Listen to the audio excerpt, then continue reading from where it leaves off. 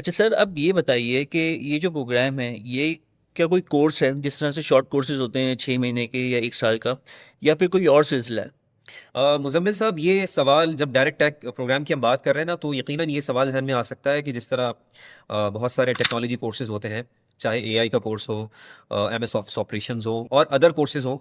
तो नहीं, ऐसा नहीं है। डायरेक्ट टेक प्रोग्राम एक मुकम्मल एकेडमिक प्रोग्राम है जिसको एकेडमिक मोड के अंदर इस तरह डिज़ाइन किया गया है कि आपके एग्जिस्टिंग सिलेबस के साथ, जो आपके एग्जिस्टिंग टाइम टेबल के साथ और आपका जो भी रनिंग यूनिट्स की और पीरियड्स की डिस्ट्रीब्यूशन है, उसको डिस्टर्ब किए बगैर ही एग्जीक्यूट हो सकता है। तो ये एक मुकम्मल प्रोग्राम है और ये एज वाइज इसकी कॉम्प्लेक्सिटी बढ़ेगी। मिसाल के तौर पर एक बच्चे की उम्र 8 साल है, ठीक है? तो 8 साल का जो बच्चा है, साइकोलॉजिकल पॉइंट ऑफ व्यू से उसकी जो डेवलपमेंट के माइलस्टोन्स हैं वो क्या हैं, और उस इस वक्त उसको क्या, कितना और कैसे सिखाया जा सकता है। इन उसूलों को सामने रखकर ये जो प्रोग्राम हमने डिज़ाइन किया ना, इसके अंदर ये एज वाइज, जिसको हम लेवल वाइज भी कह रहे हैं, इस तरह हमने इसको डिज़ाइन किया। बट इसमें एक फ्लेक्सिबिलिटी है ग्रेड वाइज होने की भी, तो दोनों ऑप्शंस मौजूद हैं। तो ग्रेड वाइज भी इसको इंप्लीमेंट किया जा सकता है, लेवल वाइज। यही से आप अंदाजा लगा लें कि हर ग्रेड में आगे बढ़ रहा होगा। तो ये ऐसा नहीं है कि 5 महीने पढ़ लिया, 6 महीने पढ़ लिया, नहीं, ऐसा नहीं है। जिस तरह निसाब की हॉरिजॉन्टल वर्टिकल अलाइनमेंट होती है कि कॉन्सेप्ट तय हो जाते हैं और फिर उम्र के हिसाब से या ग्रेड वाइज वही कॉन्सेप्ट का जो कॉम्पोनेंट है वो सिंपल से कॉम्प्लेक्स होता चला जाता है, ठीक है? तो ये भी इसी तरीके से आगे मूव ऑन करेगा। तो इसीलिए ये एक प्रोग्राम की जो नौयत है ना, वो ऐसी है कि ये वाकई में इफेक्टिवनेस को इंश्योर करेगा। अच्छा, इसके साथ साथ एलएमएस भी आपको प्रोवाइड किया जाएगा। यानी एक तरह से आपके पास टेक्नोलॉजी के वो टूल्स होंगे जिससे आप बासानी इस प्रोग्राम को इम्प्लीमेंट कर सकते हैं। और इसके साथ साथ इस प्रोग्राम की एकेडमिक मैनेजमेंट, स्टूडेंट मैनेजमेंट और इसी तरीके से इसकी पूरी असेसमेंट की मैनेजमेंट और 24/7 accessibility in terms of teachers app and parents app, ये सब भी इस प्रोग्राम के साथ मौजूद है। इसलिए हमने पहले भी अर्ज किया कि ये एक डिजिटल प्रोग्राम है और हर वो स्ट्रेस जो स्कूल एडमिनिस्ट्रेशन के जहन में पॉसिबल हो सकता है कि इस तरह की प्रॉब्लम आ जाएगी, या टीचर्स खाइफ हो जाएं कि कैसे एग्जीक्यूट होगा, या पेरेंट्स परेशान हो जाएं, तो ऐसा कुछ नहीं है। जब इस प्रोग्राम को आप इम्प्लीमेंट करेंगे और ये पूरा जो प्रोग्राम जो हमने पिछली एपिसोड्स के अंदर भी इसके तमाम कंपोनेंट्स को एक्सप्लोर किया, तो ये एक बेहतरीन इंतखाब होगा अपने स्कूल को फ्यूचरिस्टिक स्कूल बनाने के लिए। अच्छा सर, हमने जान लिया कि ये एक इम्प्रेसिव प्रोग्राम है, लेकिन ये बात आप भी जानते हैं, ज़्यादातर स्कूल्स में माहिर असतज़ा का फुकदान पाया जाता है। तो इस सूरत में ये प्रोग्राम किस तरह से काम करेगा? मुजम्मिल साहब, ये जो एक मामला है ना, टीचर्स ट्रेनिंग वाला जो फैक्टर है, तो अनट्रेन्ड टीचर या इनकम्पिटेंट टीचर होने का प्रॉब्लम है और ज़्यादातर स्कूल्स ये प्रॉब्लम फेस करते हैं। लेकिन जाहिर सी बात है, इसके पीछे बहुत सारे फैक्टर्स हैं।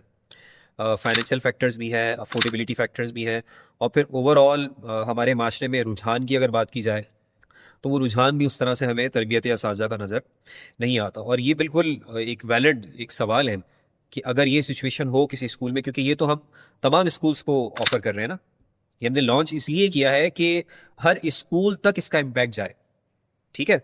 तो डेफ पब्लिकेशंस का डायरेक्ट टैग प्रोग्राम जहाँ इम्प्रेसिव है, तो वहाँ इसमें ये फैक्टर भी है, इसको टीचर्स फ्रेंडली बनाया गया। टीचर्स फ्रेंडली कैसे? देखें, एक टीचर को क्या ज़रूरत है? सबसे पहले तो टीचर्स को एक क्लियर आपको एक स्ट्रक्चर चाहिए प्रोग्राम का, ठीक है? साथ में आपको सपोर्टिंग रिसोर्सेज चाहिए।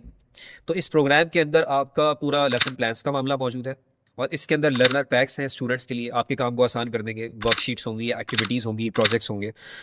तो टीचर ने जो कुछ करना होता है ना, वो बहुत कुछ इसमें कर दिया गया। अब टीचर ने करना क्या है?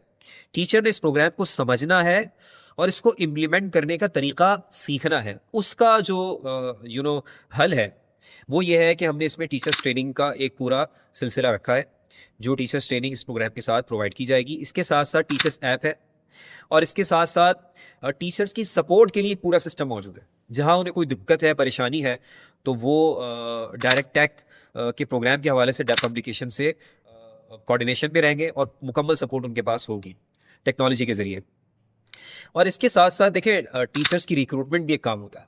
अब इस प्रोग्राम को रन करने के लिए जो आपको वर्क फोर्स चाहिए, जो टीचर्स चाहिए, तो उनको रिक्रूट करने का भी तो मामला है ना। तो हम पूरा इसमें हमारे पैकेज के अंदर रिक्रूटमेंट क्राइटेरिया भी इंक्लूडेड है, ठीक है? तो आप यूँ समझ सकते हैं कि एक स्कूल के तौर पे ना, आपका कोई भी बैकग्राउंड है, आप चाहते हैं अपने स्कूल को टेक सेवी बनाना, आप चाहते हैं अपने स्कूल को फ्यूचरिस्टिक बनाना, तो कदम कदम पर जो ज़रूरत आपकी होगी ना, उसको सोच कर ये प्रोग्राम बनाया गया है।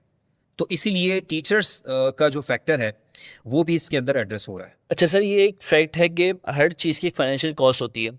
अब जब ये प्रोग्राम इतना ज़बरदस्त है और इसके जो कंपोनेंट्स है वो इतने इम्प्रेसिव हैं, तो इसकी कॉस्ट का क्या मामला है?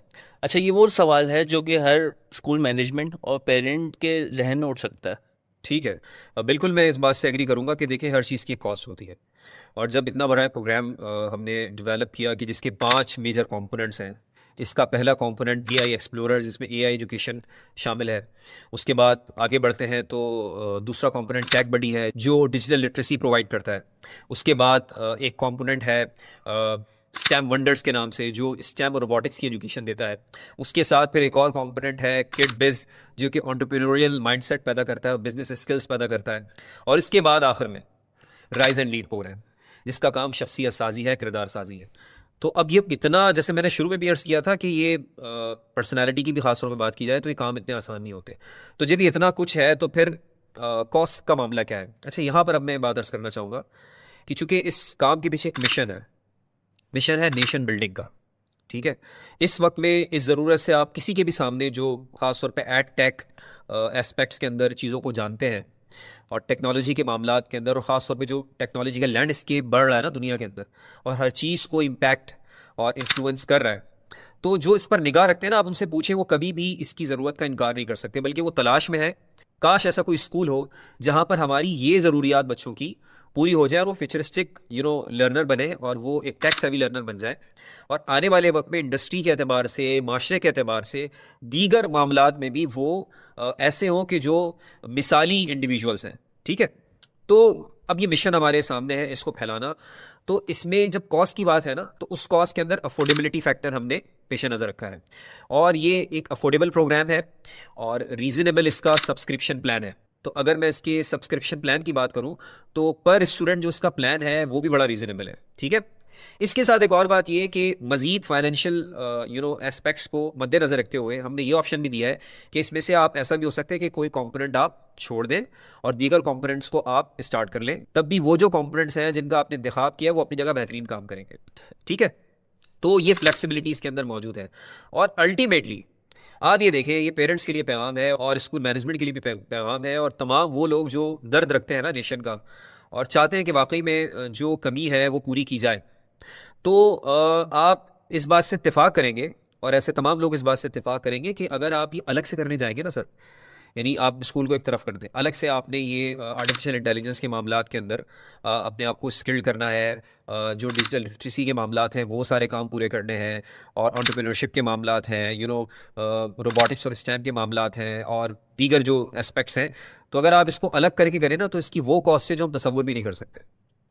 तो इसीलिए हमने ये जो प्रोग्राम लॉन्च किया, प्रेजेंट किया डैप पब्लिकेशंस ने, इसको एफोर्डेबल बनाया है और रीज़नेबल इसका एक सब्सक्रिप्शन प्लान है। और हम पुर उम्मीद है कि जिस तरह इकबाल ने कहा ना कि सुकून महाल है कुदरत के कारखाने में, सबात एक तगय्युर को है ज़माने में। देखिए, इकबाल कहते हैं कि सिर्फ एक चीज़ ऐसी है जो बदलती नहीं है, वो तब्दीली खुद है। So that is why we say कि change is the only constant. तो दो तरह के लोग होंगे, या तो वो एक फिक्स माइंडसेट के साथ ज़िंदगी गुजारते हैं और जो हो रहा है उनकी ज़ात पे कोई फ़र्क नहीं पड़ता, जो डेवलपमेंट्स हो रही हैं बस वो खौफ तो उनके अंदर आ जाता है कि एआई आ गया, पता नहीं हमारे करियर्स का क्या होगा। ठीक है, एआई आ गया, अब हमारा अपना फ्यूचर क्या है, लेकिन उसके लिए प्रिपेयर्ड नहीं है कि क्यों ना हम वो रास्ता अपनाएं कि हम खुद, चूंकि मैंने पहले भी इस पर काफ़ी बात की वर्ल्ड इकोनॉमिक फोरम की रिपोर्ट के बारे में, कि अब तो आने वाले वक्तों में ये स्किल आप में रिक्वायर्ड होगी आने वाले पोजीशंस के अंदर, आने वाली जॉब्स के अंदर। तो हम प्रिपेयर क्यों नहीं कर रहे अपने आप को? और फिर इस पूरे प्रोग्राम में तो एथिक्स ऑफ एआई का भी खास ख्याल रखा गया है। ये एक रिस्पॉन्सिबल एआई करिकुलम है। तो ये सब होकर भी अगर हम कदम आगे नहीं बढ़ाते इस रेवोल्यूशन में तो हम बहुत कुछ मिस कर जाएंगे। Thank you so much sir, आपकी गुफ्तगू से आज हमने बहुत कुछ सीखा बहुत शुक्रिया। और उम्मीद है हमारे नाज़रीन ने भी आज हमसे बहुत कुछ सीखा होगा। आखिर में आप सबको मैं एक मैसेज देना चाहूँगा कि डेप पब्लिकेशन का डायरेक्ट टेक प्रोग्राम एक प्रोग्राम नहीं, एक रेवोल्यूशन है, और हम ये चाहेंगे कि आप भी इस रेवोल्यूशन का हिस्सा बन जाएं।